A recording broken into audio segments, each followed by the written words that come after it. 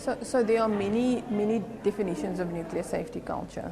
The one that resonates with me is one that says it's defined as the core values and beliefs, right, that is resulted from the collective commitment by our leaders, by individuals, by the staff to ensure that safety is always the overriding priority. So in other words, everything that you do emphasizes the fact that safety will always be the overriding priority. And this is to ensure the safety of the public and the environment. And that is nuclear safety culture. In other words, the design of a plant, of the systems, everything, we understand that we have to have multiple levels, but we know that humans are fallible, and humans manage those. Humans do the things that they are the ones on the plant doing it. We understand that they are fallible, and because of that, we need to have a catch-all. We need to work with the levels where it pertains to humans. And nuclear safety culture can almost be the catch-all when your mechanical failures happens, when your human failures happens.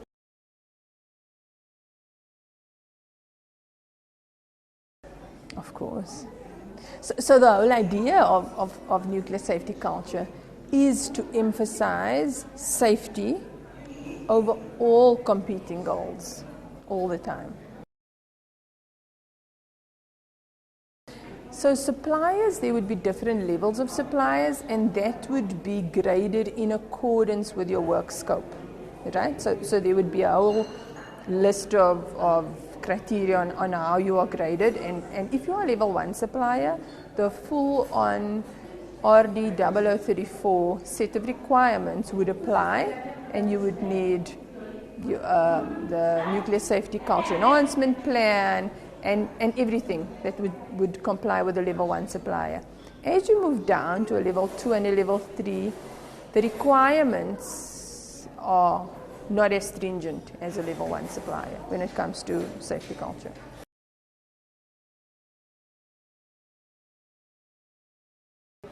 Yes, there's a lot more stringent requirements on the nuclear. The conventional island, there are, in some instances, not the same level of requirements as applied to the nuclear island, but also it depends if it's safety related or not.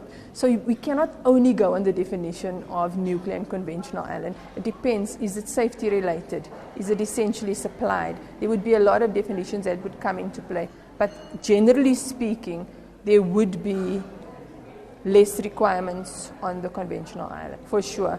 And from a nuclear culture perspective, right, it is to understand the implication of what you are doing and how that links back to the core. And that is almost the high level understanding that is needed when you are working on this side of things, because the two are not unrelated. There is a relationship, although the one would be closer to the core than the other, but it has effects, it has implications. It's just a graded approach.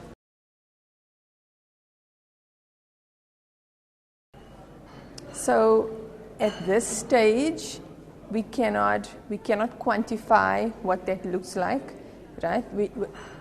We need to understand what the middle ground is between what's required from a regulatory and a licensee point of view with regards to safety culture, and the local suppliers that we're working with. And that is work that is ongoing at the moment. So we need to strike that balance, yes.